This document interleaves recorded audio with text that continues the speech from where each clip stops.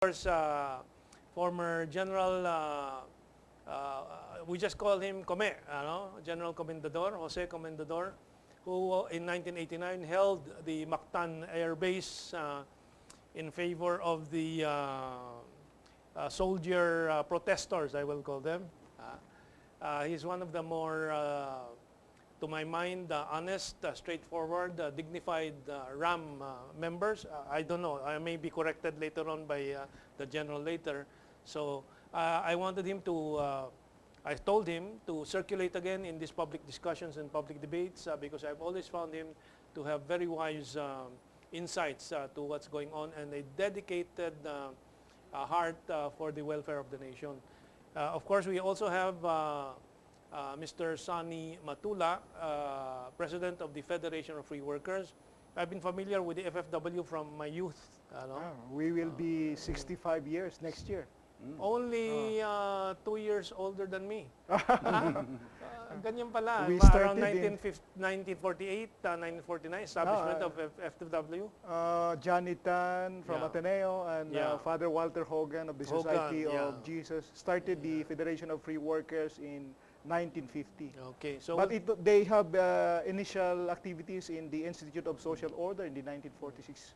okay. In 1946. So in this initial part, we're also expecting Mr. Rod Kapunan, columnist of the Manila Standard and author of 2 books already, and we hope he has some copies to show us later on. So the Obama visit meant 2 things. One is the foreign relations of the country, relative particularly to China and the West Philippine Sea, China Sea issue, and of course the TPP, the Trans-Pacific Partnership TPP Trade Pact. Whether these two have been, well, these 2 topics have been discussed between Obama and President B.S. Aquino. What is the result? As I said, Joker Arroyo says we gained nothing. We gained 0. And a lot of commentators say the U.S. got everything they wanted, the access to all the bases in the country. It's not clear which bases they will choose. I wrote 2 articles, 2 columns on this. So let's look at the defense side, General. What are your impressions right now? Yeah, okay. I look at it from the strategic point of view, which is more in keeping with what a great philosopher, Chinese philosopher Onwar has said. To maintain peace, prepare for war, something like that. And that's exactly probably what President Obama has done to assure that the area is secured militarily. Yeah, as we were discussing off the air before we started, I was giving my point of view that I tried to get a comprehensive historical and political economic assessment. And my assessment, which is not very different from President Eisenhower, sometime in 1959, when he, in his farewell address as President of the U.S., he warned the world and warned the United States of the military-industrial complex. Looking at the economy of the U.S., a great part of it depends on military sales, also on internal sales of the military to the U.S. government.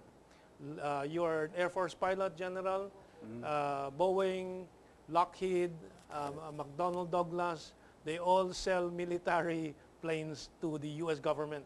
Am I correct? Most of the aircraft I flew before were all manufactured in the U.S.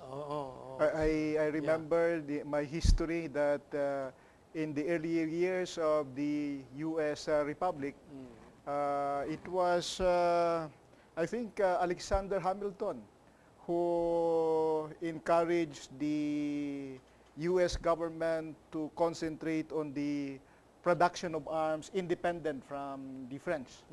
So that was their initial program to manufacture and be independent from outside through the manufacturing of arms and bullets. Yeah. During the time of George Washington. Yeah.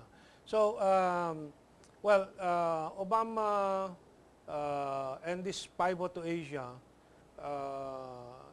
was enunciated in 2011. But before Obama actively pursued it, actually it was already being discussed in 2009 down. And in 2011, I think it was sometime in April, Foreign Policy magazine featured an essay by then State Secretary Hillary Clinton, where this pivot was first mentioned. And she said, we have to go to Asia because our economic recovery depends on the markets of Asia, which is at least 40% of the global economy. So they could be for peace today, but we don't know how the U.S. will behave because we have seen in the past 50 years the U.S. invade over 40 countries, from Grenada in South America to, of course, the more recent ones, Iraq, Afghanistan, Libya, Syria. Syria, not direct invasion, but supply of arms to the rebels, the Al-Qaeda, and so on.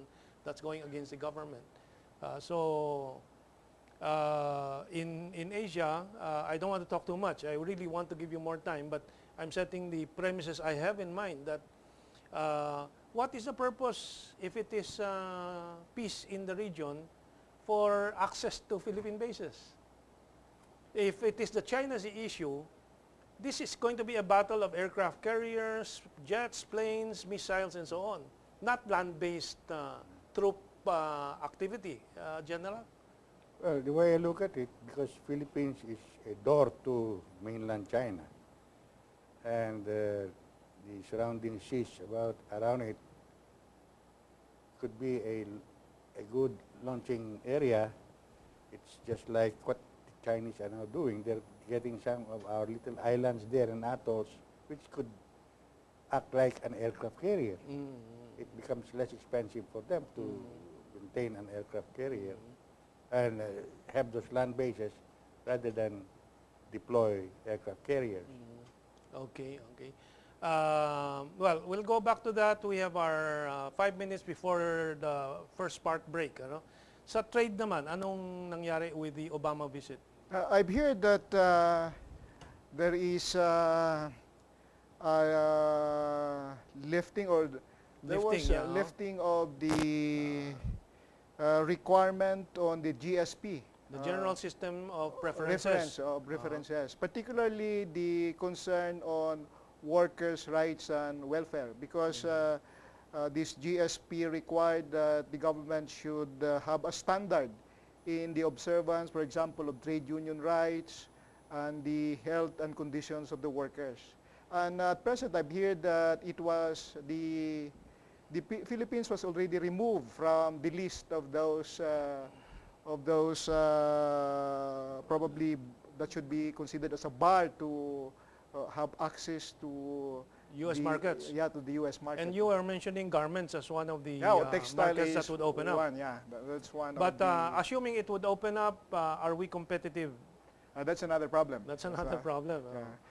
So theoretically, we were granted some new privileges. Yeah, because I think they are one of the reason why government invite Obama to come is to have more investment, American investment to come to the Philippines.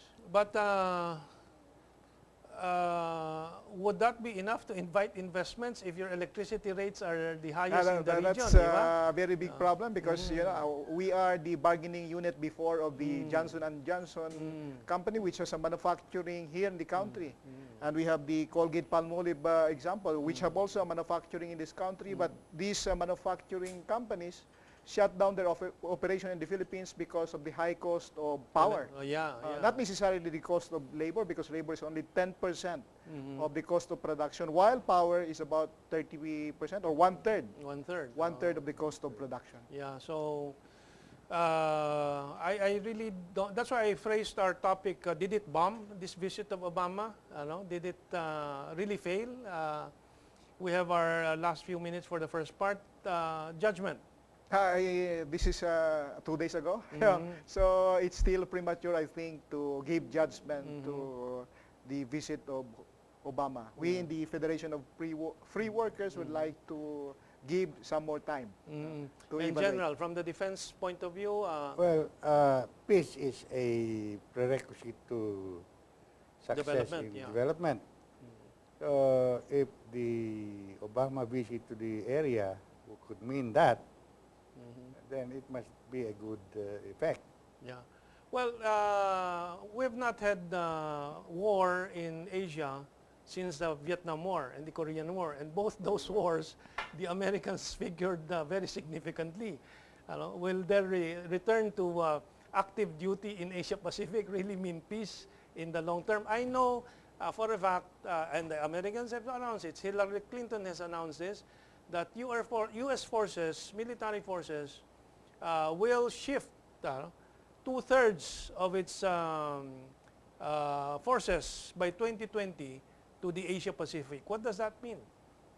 Two-thirds, Well, two-thirds. It's possible, although strategically the U.S. forces have already changed their strategy from occupying bases in the Asia Pacific region to just maintaining a rapid deployment force, which can be launched anytime it is needed to anywhere in the area, which they can do because of technology.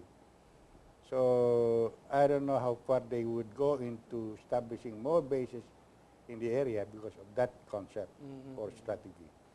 Okay, and I brought it up in my one of my articles on this Obama visit and the agreement, the EDCA, the Enhanced Yes. Defense Agreement.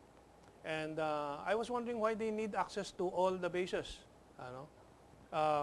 If the conflict zone will be China Sea and West Philippine Sea, why are the troops all the way in General Santos, which is on the other side of Mindanao, if my geography is correct? Why so? Far down south. Oh. Well, actually, the distance from General Santos to the Palawan or the South China Sea area is not really that far. When it comes to the strategic deployment of forces of the United States, Okay. they can practically reach anywhere in the world because of their rapid deployment forces. Okay. Well, my fear, of course, and this discussion will spill over to part 2, is that the U.S. has this offshore control doctrine. We will discuss that when Rod and our part 2 comes in. Okay, just hold on and we'll have Rod Kapunan join us.